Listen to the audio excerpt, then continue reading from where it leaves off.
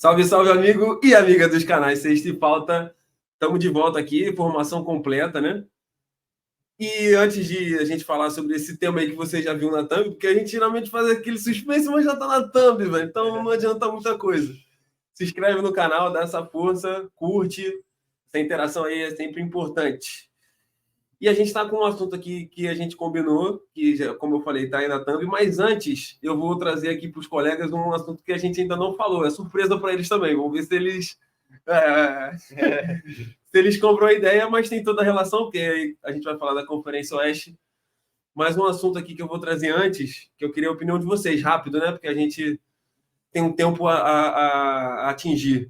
Eu vi uma declaração recente aí do Isaiah Thomas, Detroit Pistons, armador, um dos melhores armadores da história aí, que ele disse que o Golden State, que é um dos times que a gente vai falar aqui, a dinastia do Golden State só foi salva com a chegada do Kevin Durant.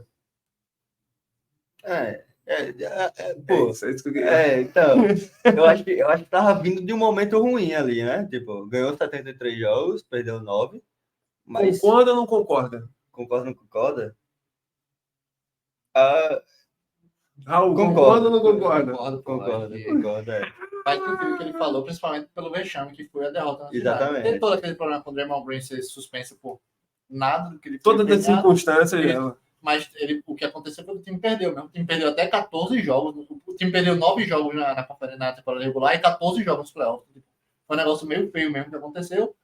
Mas é aquilo, né? Era um time que tinha problema nos playoffs, perdeu né? Muitos jogos. Perdeu mais jogos nos playoffs do que no playoffs. Então era um time que claramente tinha problemas nos playoffs, assim, né? E o que me pegou um pouco de ver isso aí, tudo bem, porque a gente sabe que a questão do título é importante, mas o Golden State, que não mudou um pouco a forma de... Mudou a forma de jogar basquete. Vocês acham que se o Kevin Durant não tivesse ido, isso não teria acontecido? Mas ele falou de dinastia, né?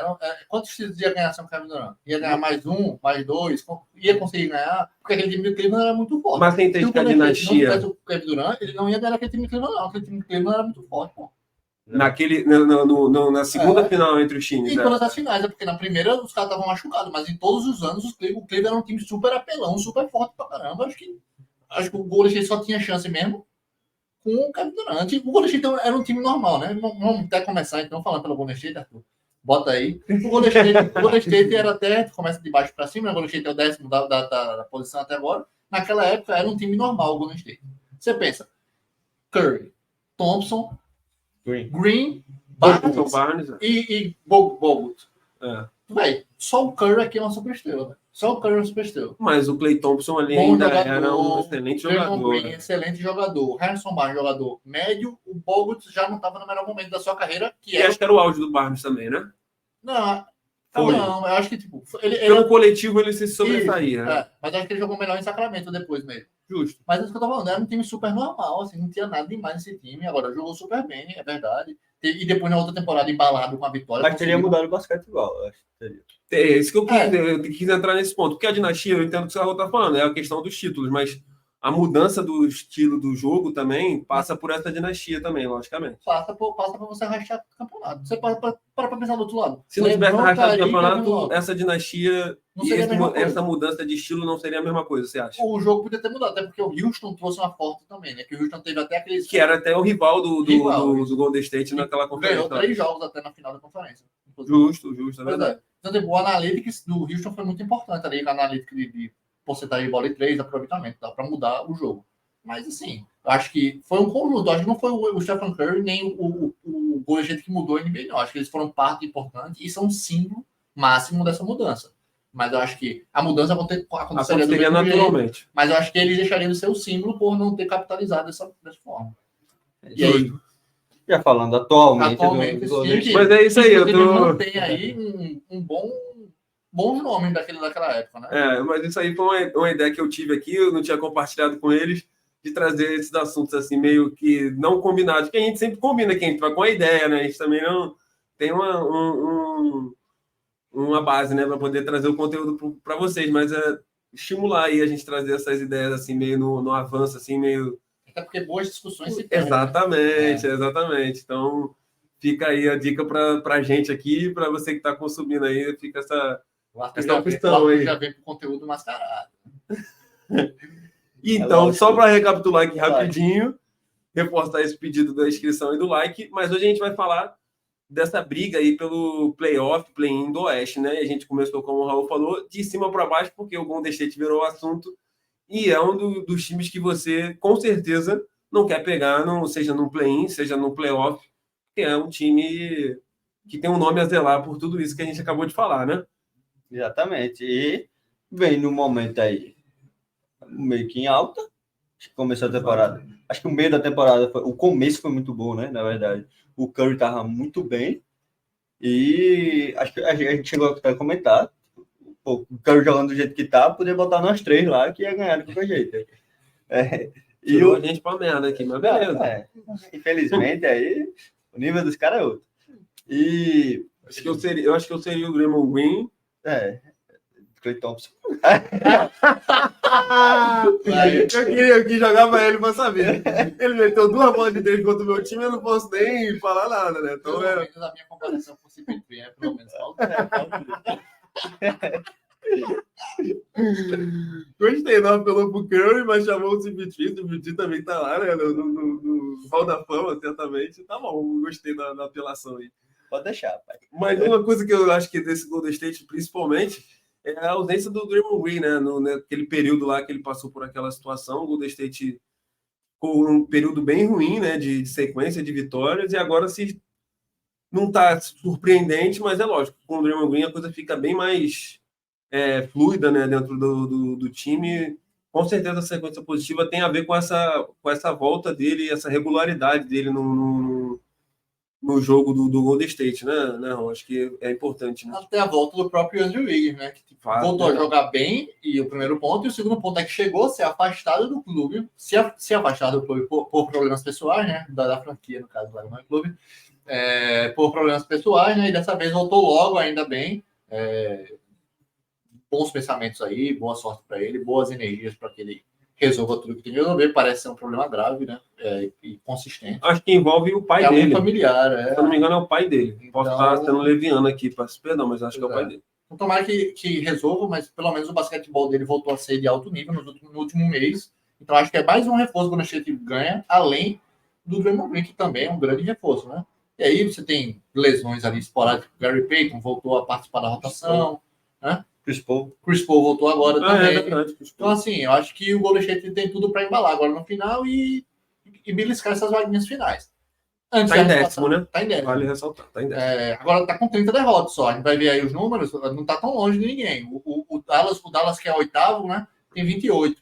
Então tá perto. Antes de abrir o Lakers, só queria dar o último comentário, que é o time do Golden State. É uma opinião até impopular. Mas o time do Golden State, com o Kevin Durant naquela ganhou, não era para ser 4-1 contra o Cavaliers, não. Era para ser 4-0 contra o Cavaliers, não.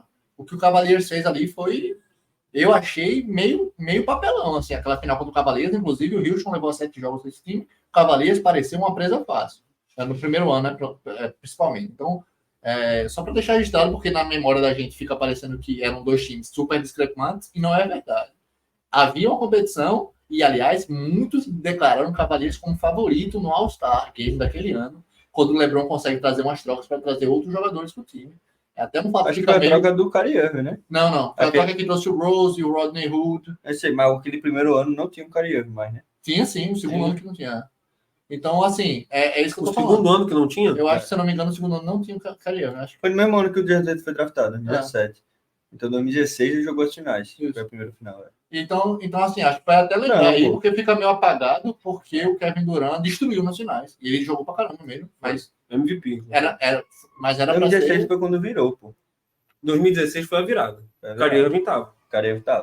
Matou aquela bola de 17 o Kyrie Irving tava também, o time tava completo. Só um ano que o Kyrie Irving não tava. E aí foi o ano justamente que o Cavaliers, enfim, foi amassado porque o Kevin Durant teve uma das melhores finais da história da NBA. Mas já falando do Lakers esse ano, é um time aí que vem um bom momento, viveu um ótimo momento algumas semanas atrás, até diria, com D'Angelo Russell jogando muito bem.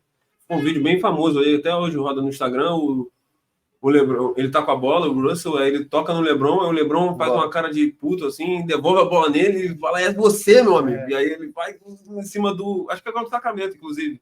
Ou Minnesota, agora fiquei na dúvida. Não lembro. Mas ele vai pra cima do cara, arremessa de 3, mata a bola, cara aí do fica cara, né? bem na cara mesmo. E vive um grande momento o D'Angelo Russell. Eu acredito que se ele continuar vivendo esse bom momento, o Lakers é um time extremamente perigoso aí na pós-temporada e para esse fim de temporada para tentar roubar essa vaga nos playoffs. Ou, que eu acho que é pelo menos o mínimo que o Lakers deveria fazer, é conseguir a vaga do play-in entre 7º e 8º, né? 7º e 8º? 7º e 8º. Tá na 9ª posição agora, né? Saindo de trás para frente. Grande ponto, eu acho que é isso. O D'Angelo Russell foi um jogador bem importante para o Lakers chegar às finais da Conferência Oeste nessa última temporada. Viveu altos e baixos nesses playoffs passados, inclusive, mas foi importante nos momentos que o Lakers precisou de fato. Ficou envolvido nessa questão de troca aí, né? Nunca se soube realmente. O Lakers viveu esse período meio que Miami Heat também, né? De que, vou trocar, não vou trocar, não trocou. Chegou o Spencer Dinwiddie, né? Mas de buyout, né? A cara do Raul. Não é, justamente. Mas, assim, aquilo que a gente já falou no início lá, quando a gente fez os vídeos aqui, que era um time interessante do Lakers, né? De fato, não começou tão bem, foi campeão da Copa, né? Até que começou na Copa bem, né? Nesses jogos mais... Mas eu lembro que só na Copa... Então, justamente, porque é o que LeBron, mídia... Então, era só quando tava todo mundo assistindo. Então, mas tinha bons valores. Você já conseguia ver umas coisas interessantes no Lakers, faltava aquela bola de 3, ainda é uma coisa que pode ser importante nos playoffs, mas é fato que o Lakers deu uma melhorada desde que dessa volta do All-Star aí, do fim do All-Star, e vem numa sequência interessante para tentar brigar justamente, talvez, numa sexta vaga. Eu acho que vai ficar um pouco abaixo da realidade que a gente colocou o Lakers no início da temporada, né? Mas é uma briga bem acirrada ali, né, Raul? Eu acho que o Lakers conta principalmente também com esse elenco de apoio aí já estando um pouco mais estabelecido, somente nessa figura do D'Angelo Russell aí que o Arthur comentou, né? Eu acho que até a opinião de vocês é bem condescendente e boa com o Lakers. Na minha opinião, é um time com defesa média, um ataque inconstante e a bola de 3 inconstante. E aí fica dependendo de bons momentos que, nessa temporada, felizmente para eles, são muitos, o D'Angelo Russell. É isso, ele tem uma streak de 10 jogos bons, o Lakers ganha 6 jogos. Ele tem uma streak de 10 jogos ruins, o Lakers perde 7. Então, assim, eu acho o Lakers um time muito inconstante, decepcionante até. Acho que é um problema aí para o LeBron James administrar, porque é um time forte demais para estar nessa condição, ainda mais com os números que o LeBron James está botando aí. Então, assim, não é como se fosse o LeBron James acabado, ele certamente não está mais no auge, mas não é o LeBron James acabado, o LeBron James está jogando bem. Você esperava mais do Davis?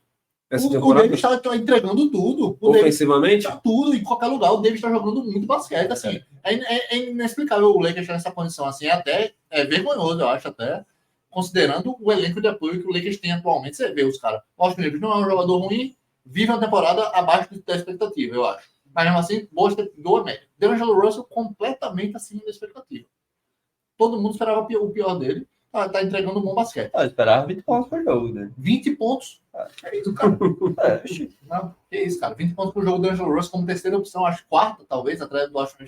Acho que é muito pouco. E aí você vem, Hashimura, jogador que entra para compensar. Tyron Spring, jogador que entra para compensar. Acho que talvez tenha um problema no pivô reserva. O Christian Wood muito fraco. A gente sempre falou aqui, é um jogador fraco.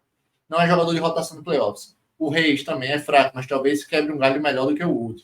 Contrataram um Spencer Dinwiddie ainda agora, que é um jogador bom, mas não se encaixa muito bem no que o Lakers faz. Enfim, não sei muito bem por quê. Mas, eu acho que é para ter mais um cara numa rotação de playoff, de armador, de tirar um pouco a bola da mão do LeBron em alguns momentos do jogo. Dito isso, eu acho que o teto do Lakers atualmente é a 6ª posição.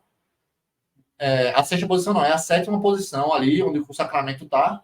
Se tiver uma sorte aí do Dallas continuar patinando aí, que eu também não sei se vai acontecer. A gente vai falar mais do Dallas depois.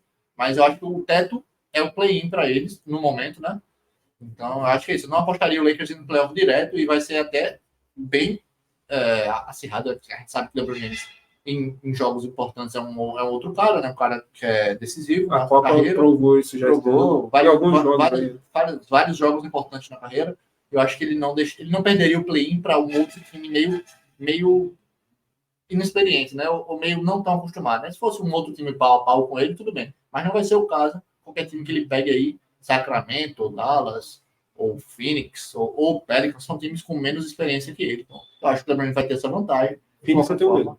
Não, eu acho que o Phoenix mais forte. Mas, de qualquer forma, eu acho o Lakers corre risco na temporada e eu acho que o 7º lugar, jogar o primeiro jogo com a vantagem do Staples Center e com a chance de ter um segundo jogo, acho que esse é o melhor dos mundos e eu acho que o Lakers deveria virar essa tentativa. O Russell tem 18 pontos de média. 18 pontos de jogo. Eu espero. Só para justificar. Ele teve uma carreira, uma temporada na carreira com mais de 18 pontos, foi a temporada do Brooklyn. E aí você acha que essa é a expectativa dele? Eu esperava ele fazer 20 pontos por jogo. Fazer o quê? Eu esperava, pô. É o que o seu coração tá morrendo. Vamos pro próximo. Vamos pro próximo. Exatamente. O Dallas Mavericks, que o Luka Doncic aí fez uma streak aí de 7 jogos e triple-double, sendo os 6 primeiros com mais de 30 pontos por jogo, né? E tá vivendo um momento meio inconstante aí. Apesar desses jogos incríveis do Luka Doncic, vem perdendo alguns jogos. Não tá conseguindo capitalizar nesses grandes jogos. Eu já falei jogo, que só fez. Ele não vem conseguir capitalizar nessas partidas do Luka Doncic aí. Que fazem. E até teve aquela sequência boa depois das trocas. Teve a sequência boa depois das trocas. Mas o problema do Dallas é chegar nos playoffs, velho. É outro time aí, com o Luka Doncic já mesmo tão cedo na carreira, tem um career ainda. Mostrou ser um jogador tão bom nos playoffs que chega a ser assustador, assim, né? Eu acho que eu até comentei com vocês em off, né? Que se o Luka Doncic precisar ganhar um jogo para os playoffs só, tipo, ele ficar em 7º ou 8º, né? Se você ficar em 9º, 10º, você precisa de 2 jogos, né? Se você ficar em 7º ou 8º, eu acho muito difícil ele não meter um jogo de 54 pontos, sei lá, e carregar o time assim. Mas, de qualquer forma, me incomoda em Dallas a inconstância dos jogadores que estão ao redor do Luka Doncic e talvez até me incomode um pouco a postura do Doncic de não querer botar mais esses caras em jogo, sabe? Acho que o Doncic deveria insistir mais em tentar colocar os companheiros dele em posições melhores durante os jogos, até para eles não ficarem dependentes só de hit or miss, né? Você tem a bola livre, ou você acerta à noite, ou você tá quente nos arremessos à noite, ou você vai fazer nada em quadra. E é geralmente isso que acontece com os roleplayers de Dallas. Então, eu acho que até o Doncic deveria levar um pouco mais da culpa desse insucesso de Dallas, apesar dos números estrondosos, certamente impressionantes. Se você tá aqui até agora, curte, se inscreve no canal. Esse negócio aqui é o microfone, tá? Se você estiver estranhando aqui, tem um microfone, tá? Só para não passar despercebido. O Luka Doncic está com a média de quase um triplo-duplo aí, 34 pontos, 9 rebotes, quase 10 assistências. São números absurdos. E eu torço, estava conversando aqui com eles aqui em off, né? Para que meu sonho é que os 3 ali, né? Que a gente já falou, né? Curry, que representa o Golden State, né? O LeBron no Lakers e o Luka no Dallas estivessem nos playoffs, né? Seria o melhor dos mundos aí, pouco provável. Por toda essa situação que a gente está falando aí. No caso aí, o Dallas está como 9º, né? Confere? Não. O Lakers é o 9º, ele é o 8º. 8º, o Dallas está como 8º, exatamente. Com 2 derrotas a menos que o Lakers só, né? Isso. São 20 jogos aí. Vamos pro próximo. Vamos pro próximo, sim. Que é exatamente o Sacramento Kings, que dessa lista aí é o que vive o pior momento atualmente. Fizemos um vídeo recentemente, exatamente. E vive um pouco da inconstância aí. Tem com defesa muito ruim, como a gente falou no vídeo, e o ataque tá começando a ser um pouco melhor lido, né? A galera tá conseguindo defender melhor. Teve o melhor ataque da temporada passada, se não me engano. Da história, não foi? Tinha sido da história até então. E bem nessa queda um pouquinho aí. Mike Brown, que fez parte daquele time lá do Golden State, que a gente falou, era assistente técnico do Steve Kerr. Exatamente. Seria o Sacramento o candidato a seu 10º do Oeste? Acho que no coração de muita gente. No meu, inclusive, para tentar livrar essa sequência aí perder aí um desses jogadores fantásticos aí numa série de playoffs.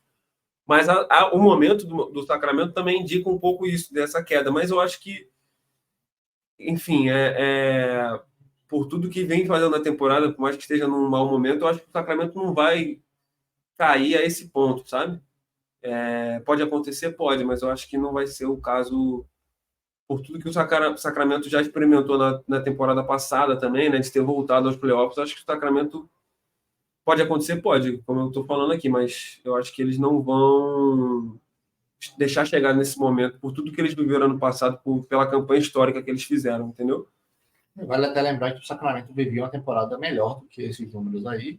Até a lesão que o Fox teve, né? O De'Aaron Fox ficou um tempo afastado e o time, obviamente, sentiu a perda do melhor jogador por uns jogos. Não está aí um período ainda de reajuste com o Fox voltando. Talvez engate boas sequências. De qualquer forma, é um time mais constante do que Lakers e Golden State, com certeza.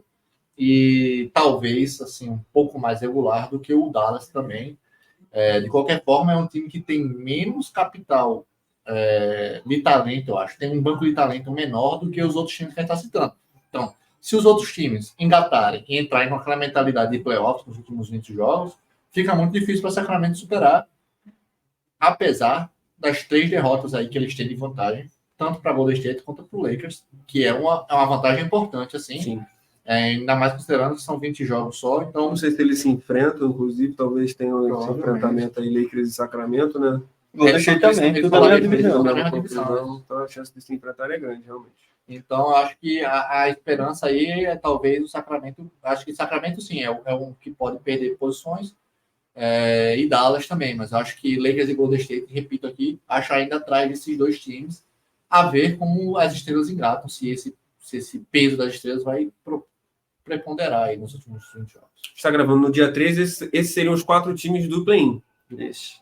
Sacramento enfrentaria o Dallas em Sacramento e o Lakers enfrentaria o Golden State em Los Angeles. E aí só o Sacramento e Dallas, o perdedor desse jogo, ia enfrentar o vencedor de Lakers e Golden State. Com esse time na vantagem, o perdedor teria a vantagem de jogar em casa ou Sacramento ou Dallas. Agora a gente vai falar dos times que estão, nesse momento que a gente está gravando aqui no dia 13, né? O 14, tá aí 14 ali, mas é 13 hoje. É 13, né? Aqui tá errado. Sobre o Phoenix Suns, o Phoenix Suns já está naquela posição ali, garantido nos playoffs, se acabasse hoje a NBA. Phoenix Suns que eu particularmente achei que ia estar numa briga até mais acima, mas a gente entende por tudo que vem passando pela temporada, né? Essa questão de não conseguir, pelo menos os 3 principais jogadores aí dessa temporada, né, do Phoenix, conseguirem ter uma sequência, né? E eu acho que isso pode ser um problema, inclusive, para esses jogos decisivos aí, né? Essa questão do encaixe, né? De ter essa rotação mais coesa entre as 3 estrelas, né?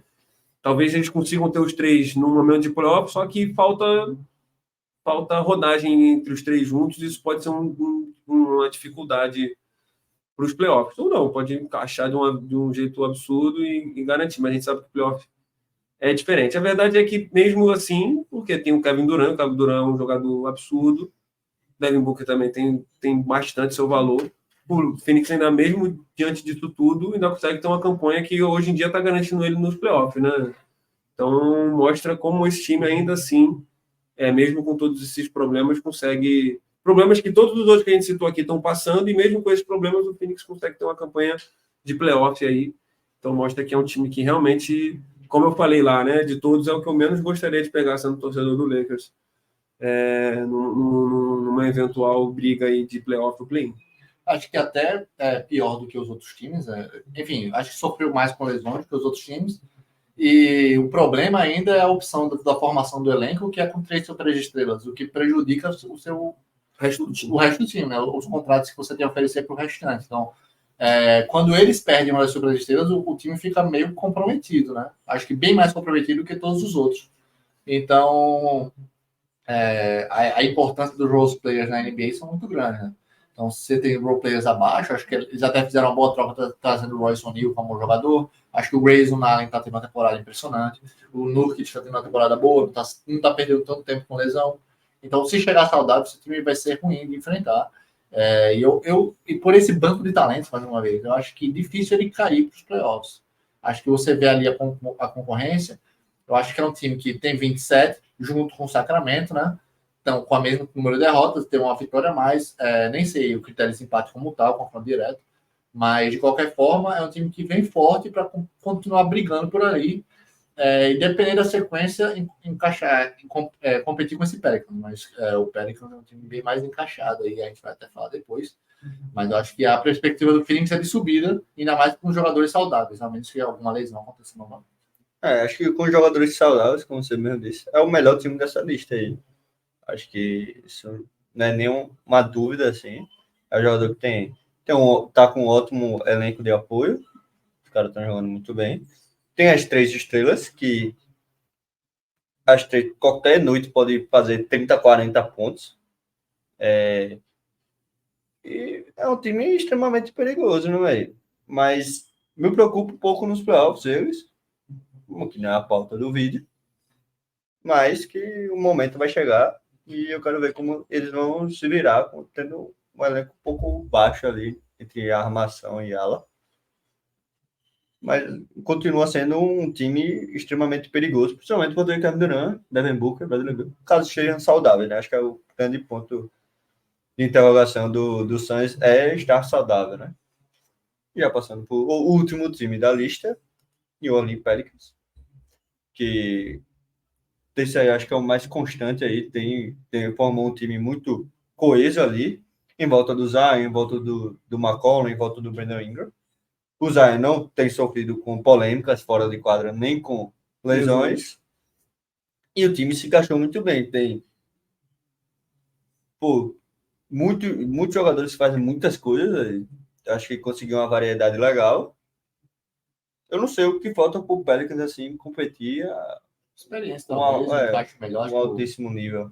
O Ingram, e o encaixe do Ingram com o Zion não é um dos melhores do mundo, assim, acho que não são uma superestrela, enfim, talvez nem superestrela sejam, mas não são os jogadores que melhores se complementam em quadro, talvez. Então, acho que isso acha que falta uma superestrela no Pelicans? Acho que os jogadores jovens já estão bastante para se tornarem superestrelas, mas acho que isso depende muito do encaixe melhor. Enfim, como o Zion é um jogador inconstante, eu acho que o Pelicans fica até receoso em trocar o Brandon Ingram, e claro, você fica receoso em trocar um talento como o Zion. De qualquer forma, os últimos 10 jogos, os últimos 15 jogos, o Pelicans vem muito bem, principalmente com o implemento do Point Zion, né? Que é o Zion Williamson pegando mais corta-luzes, ele com a bola, ele sendo o ball handler do corta-luz, ele vindo ali da cabeça, podendo cortar o cara, na cabeça do garrafão ali da linha de 3. Então, eu acho que foi um acerto grande, essa tentativa aí, deu super certo, está produzindo bem. E o Zion Williamson é um jogador muito bom, muito constante, muito produtivo. Os números não mentem, apesar de não serem tão bons quanto outros anos. Tem todo um contexto de competitividade também, que agora ele está jogando um basquete mais team-friendly, né? Mais amigável com o time. Então, eu defendendo melhor. Defendendo melhor. Então, eu acho que esse time do Pelicans é muito forte. Vem para brigar, tem uma vantagem de 2 derrotas em cima do Phoenix, uma vantagem de 5 derrotas para cima do Lakers. É por isso que eu imagino que esse time brigue talvez com o Phoenix e com o Clippers, que não está no vídeo, vai estar em outro vídeo que a gente vai fazer futuramente, mas vale lembrar que o Clippers está com 23. Vou pegar aqui, com certeza. Quem? O Clippers está com 23 derrotas. São 2 derrotas só de diferença. E o Cavaliers saiu de um jogo machucado, né? O jogo que aconteceu ontem, na terça-feira, foi até televisionado contra o Minnesota. Saiu com dores abdominais, saiu até do estádio. A gente não sabe quanto tempo ele vai perder, eu não tive acesso ao injury report até agora. Mas com certeza é preocupante. E se ele se machucar mesmo, as chances do Pelicans ou do Suns encostarem no Clippers são grandes, levando em consideração ainda mais o Pelicans, que são só 2 derrotas. E é um time bem regular nesse momento da competição. Não, dos times que a gente falou aí, acho que foi como você começou, né, Arthur? É o mais regular de todos, né? Temporada importante do Zion, né? Não acredito que seja a temporada dele de mais pontos, mas certamente é a que ele tem um papel mais fundamental dentro da equipe. Está mais maduro, né? O Brandon Ingram também não é a melhor temporada dele individualmente, ele não passou por um início de temporada muito bom, desde o Mundial lá, ele não fez um bom Mundial. pelos Estados Unidos. Ele tinha, pelo que ele fez ano passado, ele tinha até aquela esperança dele dividir um protagonismo com o Anthony Edwards, e isso não aconteceu. O Anthony Edwards foi o único jogador ali que chamou essa responsabilidade nesse Mundial. Mas hoje já consigo ver bons sinais do Brandon Ingram em favor do time. E é um time mais experimentado, né? Dentro desses times aí que tem menos experiência, né? É um time até mais experimentado em questão de playoff e jogos mais decisivos que Minnesota e Oklahoma, que a gente também vai falar futuramente. Então, eu acho que é um time que realmente pode... A gente está até com a camisa ali do Zion, agora que eu percebi, que pode fazer uma graça, porque é um time que vem se colocando nessa situação de estar competindo, de estar na briga, de estar criando essa casca, e a gente sabe que isso é muito importante quando vira a chavinha, né? Acaba a temporada regular e começa os playoffs. Então, é um time que realmente é para se ficar de olho nessa reta final aí, quando os times começam a ligar um modo playoff, né? Vamos dizer assim, né? A água começa a bater na bunda, né? Agora é a hora, se não for agora, não tem mais temporada. Então, é um time que vale a pena assistir também e ficar ligado aí, que pode fazer uma graça nessa Conferência Oeste, que é extremamente forte. Até contando aí com a força que eles têm nos wings, né, nos alas. Você tem o Herbert Jones, você tem o Trey Murphy, você tem o Brandon Ingram. São alas muito longos, você tem o Dyson Daniels, que defende múltiplas posições, que é grande. Então, acho que é um matchup difícil de playoff, para quem for pegar, qualquer um que for pegar. Então, acho que talvez um pouco menos difícil no play-in, porque vai depender muito do dia, um jogo só, né, com aquela carga de dramaticidade ao redor. Mas nos playoffs, certamente ninguém quer pegar o Pelicans. E eu acho que eles têm uma boa chance de fazer uma boa corrida aí. E não me surpreenderia se eles acabassem numa final de conferência, dependendo do caminho que eles peguem. Mas, enfim, como não me surpreenderia com nenhum dos times, como o Dallas, como o Lakers, como o Golden State também. Acho que são times bem fortes. Mas não são nossos favoritos. É por isso que eles não estão no vídeo de favoritos que vamos fazer futuramente. É isso. Arthur, tem mais algum comentário aí? Então, finalizando aí, se inscreve no canal, comenta aí se você concorda, ou então me diz aí quem é que você acha que vai nos playoffs direto, quem é que vai fazer essa briga aí, como é que vai ficar essa configuração aí do play-in. Acompanha a gente, espalha a palavra do Sexta e Falta